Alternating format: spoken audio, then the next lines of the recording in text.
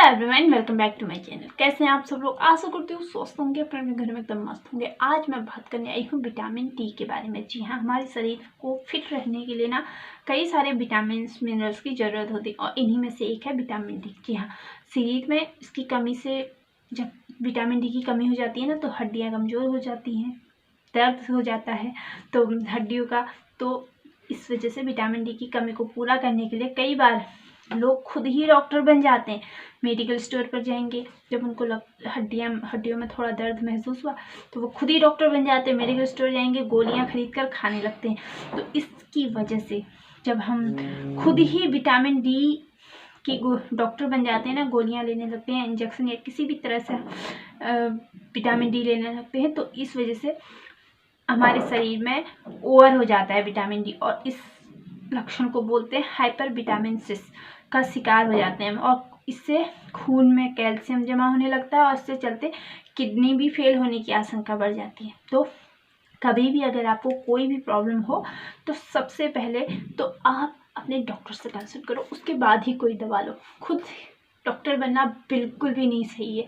तो इस बात का ध्यान तो हमें खुद ही रखना चाहिए कि हमें खुद ही डॉक्टर नहीं बनना है कभी भी, ठीक है। तो मैं आपको बताती हूँ कि आपको कितनी देर धूप में बैठना चाहिए कि आपको ये जो बीमारी है ना हाइपर विटामिनसिस की, वो जो होती है ना, वो उसके शिकार आप ना हो। तो चलिए, तो दिन में कितना विटामिन डी आपको लेना है, पहले तो आपको मैं ये बता देती हूँ, क्योंकि बहुत ज़रूरी है हमें यहाँ ये जानना कि हमें एक दिन में कितना विटामिन डी की ज़रूरत होती है। सबसे पहले हेल्थ एक्सपर्ट के मुताबिक 12 साल तक के बच्चों के लिए दिन भर में 400 इंटरनेशनल यूनिट विटामिन डी की ज़रूरत होती है। और 12 साल से ऊपर यानी 12 से 70 साल के बीच के जो लोग होते हैं उनके लिए 600 इंटरनेशनल यूनिट लेना बहुत ज़रूरी माना जाता है। और वही 70 साल से ऊपर की अगर एज है तो 800 इंटरनेशनल यूनिट आपके लिए ज़रूरी होती है।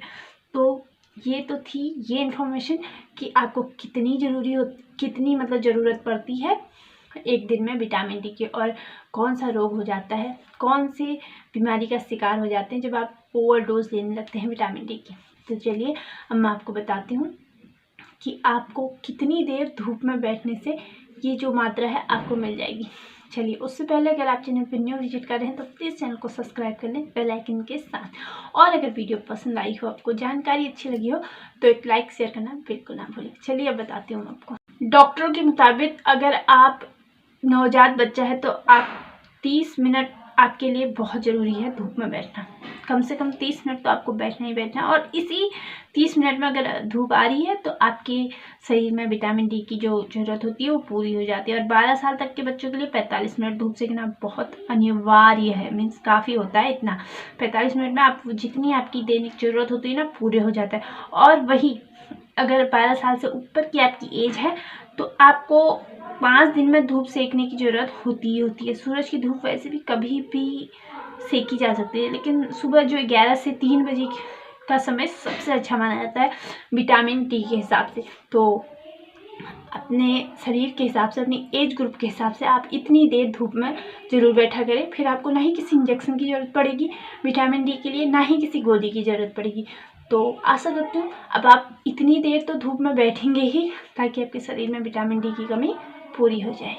अब मैं आपको बताती हूँ कि जब अगर आपके शरीर में विटामिन डी की मात्रा बढ़ जाती है तो आपको कौन कौन सी प्रॉब्लम आपके शरीर के अंदर हो सकती है। भाई, बहुत ज़रूरी है ये भी जानना कि अगर हमारे शरीर में, और ख़ास करके ना धूप में बैठने से तो इतनी ज़्यादा प्रॉब्लम नहीं होगी, लेकिन जब हम खुद से डॉक्टर बनने लगते हैं तब प्रॉब्लम का सामना हमें करना पड़ता है। खुद से डॉक्टर हम कब बनते हैं?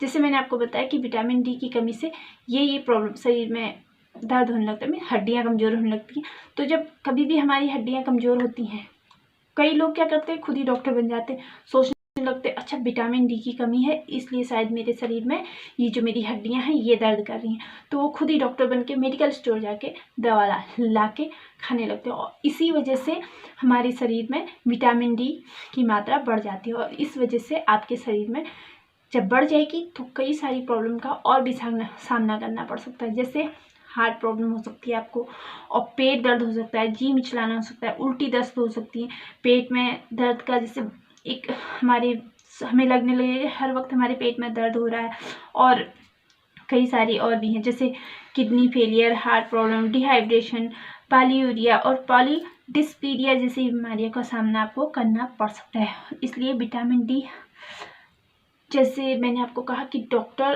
की सलाह बिना बिल्कुल ना लें। खुद ही डॉक्टर नहीं बनना है। अगर खुद ही डॉक्टर बनने लगेंगे आप, तो आपको इन प्रॉब्लम का सामना जरूर करना पड़ सकता है। कभी भी अगर आप धूप में, सबसे अच्छा स्रोत है विटामिन डी का सूरज, आप वहाँ से विटामिन डी लीजिए, आपको कोई प्रॉब्लम नहीं आएगी। जैसे आपके शरीर में दर्द हो रहा है, सर्दियों में दर्द हो रहा है, तो आप खुद ही डॉक्टर बन गए तो आपको इन प्रॉब्लम का सामना करना पड़ सकता है।